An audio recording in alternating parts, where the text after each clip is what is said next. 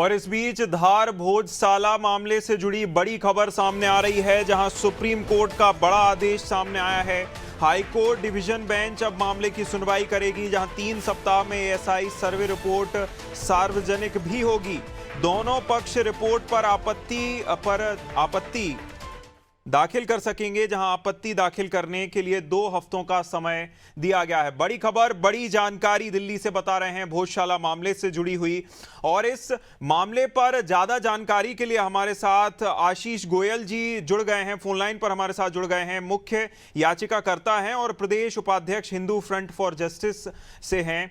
जहां आशीष गोयल जी, हम पहले तो आपका बहुत बहुत स्वागत है अनादि टीवी पर हमारे साथ जुड़ने के लिए। और आशीष जी, मैं ये जानना चाहूंगा कि ये जो फैसला आया है डिवीजन बेंच और एएसआई रिपोर्ट को लेकर, इसे हम कैसे देख सकते हैं? आशीष जी।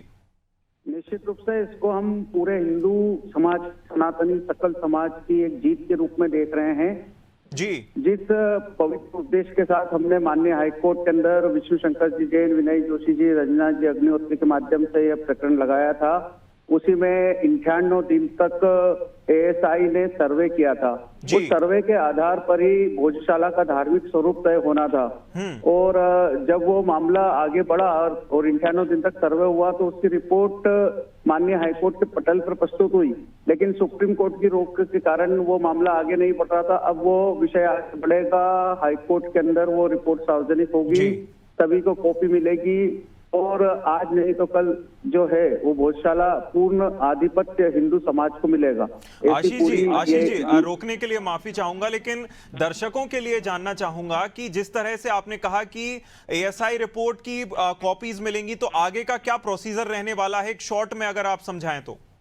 जी बिल्कुल, माननीय सुप्रीम कोर्ट में यह रिपोर्ट के क्रियान्वयन पर रोक लगी थी, जिस कारण यह पूरा मामला सुप्रीम कोर्ट में लंबित था। अभी रिसेंट में विष्णु शंकर जी जैन ने एक आवेदन वहां पर दिया था, हम सभी याचिकाकर्ताओं की ओर से, हिंदू फ्रंट फॉर जस्टिस की ओर से, और उसके बाद यह पूरा मामला खुल गया है।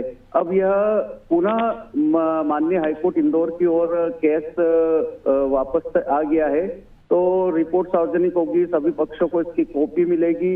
उसके बाद ये इसके लिए भी माननीय सुप्रीम कोर्ट ने 3 सप्ताह का निर्देश दे दिया है जी।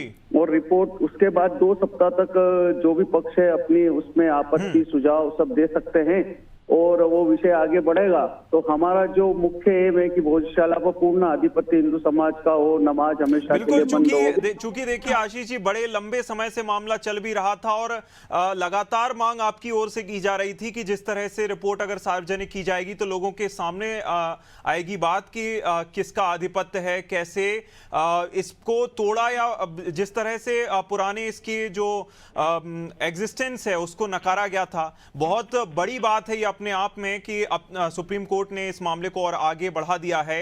आशीष जी, हमारे साथ जुड़ने के लिए आपका बहुत शुक्रिया, तमाम जानकारी साझा करने के लिए।